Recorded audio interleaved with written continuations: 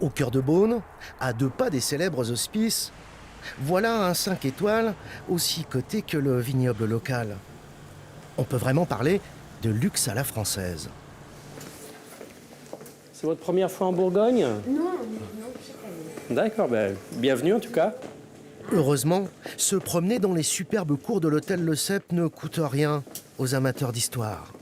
Donc là, vous arrivez dans la cour Saint-Félix, donc une cour classée monument historique qui date du XVIe siècle, de 1570. Si ce jour-là, nous avons suivi ce couple de clients suisses, c'était déjà pour découvrir le trésor de l'hôtel, embouteillé là sous nos pieds.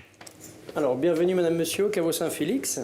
Mais aussi assister à une expérience inédite. Dans ce caveau dédié aux grands crus, les étiquettes comme les prix donnent le tournis, alors chaque verre ici est une fête. Donc là, on est sur quelque chose d'assez inhabituel, étant donné qu'on est sur un vin qui se situe sur la sous-région de Côte-de-Nuit. Et la Côte-de-Nuit, comme vous le savez sûrement, donc, est un très grand terroir à pinot noir, où on produit de très très grands vins rouges et très peu de vins blancs.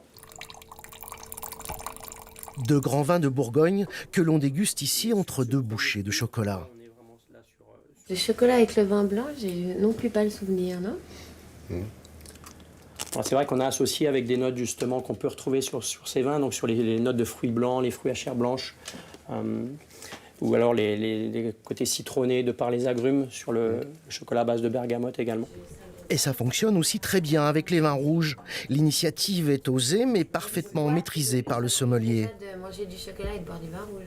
C'est vrai qu'on a un caractère assez fougueux dans ce vin, de par cette acidité et le côté très explosif du fruit, et tempéré justement par ces chocolats assez doux, et avec ces fruits justement assez exubérants, donc c'est intéressant.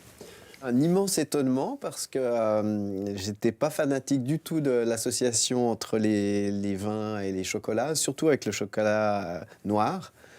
Et là, je dois avouer qu'on m'a complètement bluffé, comme on dit.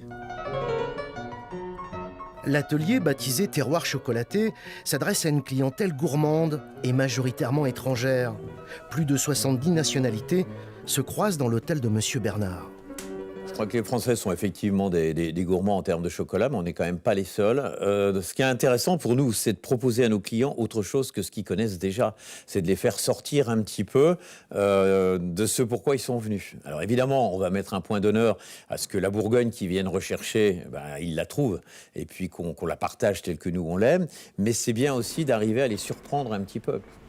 Dans le restaurant étoilé qui se trouve tout à côté, le chef confirme la relation particulière qu'entretient cette clientèle internationale avec le chocolat. Au niveau des Japonais, ils sont très très très friands des chocolats et très amateurs. Ceux qui le sont un petit peu moins sont les Chinois. Après, nous avons les clients américains qui, quand ils viennent, croquent du chocolat, mangent, mais laissent toujours quasiment les 3/4 pour ne pas tout manger. Parce qu'ils sont dans une quête permanente de saveurs, les chocolatiers travaillent également les grands crus de cacao.